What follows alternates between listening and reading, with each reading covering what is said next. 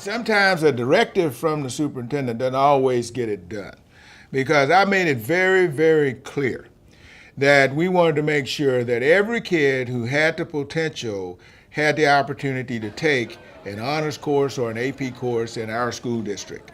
But we found out that that wasn't enough. We were working hard. I mean, we were working really, really hard, and we thought we were doing a great job.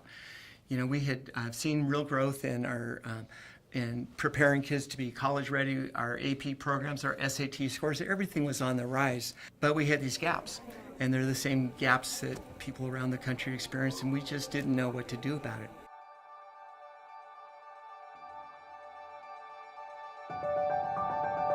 I kind of thought you had to be a genius to be in an AP class. In the beginning, we took a survey when we were freshmen, and it was asking if we planned on taking any AP courses, and I'm pretty sure I checked I didn't plan on it because I didn't know if I could actually do it, because it's supposedly like college level, and I'm like, how could I be college ready when I'm a freshman, you know? I don't see myself going that far.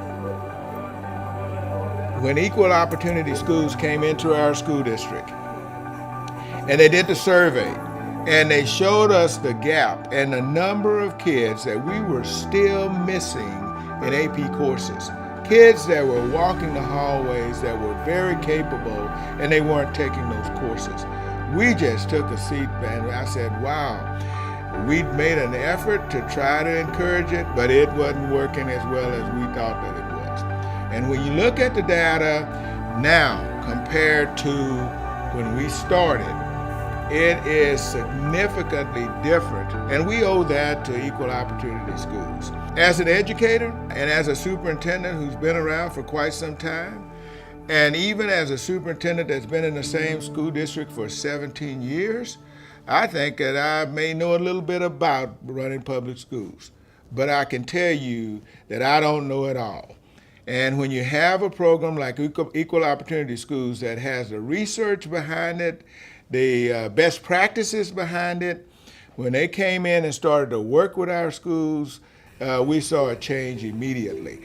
You know, as a superintendent, if I could buy some program that was going to transform the ability of my whole middle group of students to think and learn at a level of an AP or IB student, I would have bought it years ago. They just don't exist because there is no one size fits all. And so what's unique about EOS, it really is customized to fit your school. So I think what inspired me and what inspired people in our school district was the data.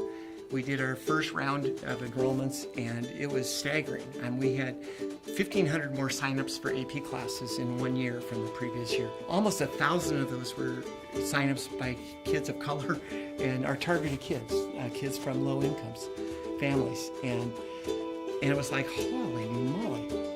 The big question then was, oh my gosh, what's going to happen? What's going to happen when they actually start taking these classes? Are they going to flounder? And we got our first grade report, and it was like, are you kidding me? You know, our GPA, mean GPA in most of our classes was almost exactly the same, and in a couple cases it was better. And the cases where it dropped, you know, by 0.1% or something like that. In our school district, and I think it's in every district in America, our core responsibility is teaching and learning. That's what we exist for. And what AP courses have done for our kids is better prepared them to be successful once they leave our school district and they go on to college. It changes the lives of the families, because for so many of these kids, it's their first attempt at a college level course. And when they're successful, then they decide, okay, I can do this.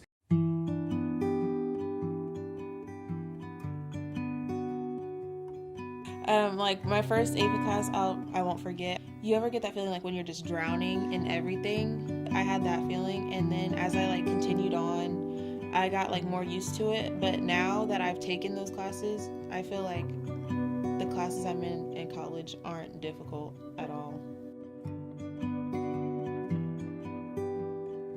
Before I even started the class, I was kind of nervous, how am I going to do this in general? It was really rigorous and really hard, but eventually I got the hang of it. I was like, if I can complete this class, then I could basically do any class, Nothing's too hard. And if you know how to manage your time properly, then you can figure it out, just like anything. course I'm going to college. Now I'm thinking university, like full ride, 4 years all the way, you know. Equal opportunity schools is not going to be easy. But I can tell you that when you get on the other side of it, and I'm fortunate to be on the other side of having added over 1,500 kids to the program. When you get on that side of it, then you could say, well, you know what? Every one of those meetings that I attended, every one of those times that I encouraged the principal, every one of those times that I talked to the board and asked them for support, it was well worth it. We are reaching kids that we had never reached before. We are changing the history of families because of that opportunity. They're taking classes that are changing their view of the world, they're changing their view of themselves. They're able to go out and compete on a different level in the economy than they've ever been able to do before. Now, it's the best investment we've ever made as a school district.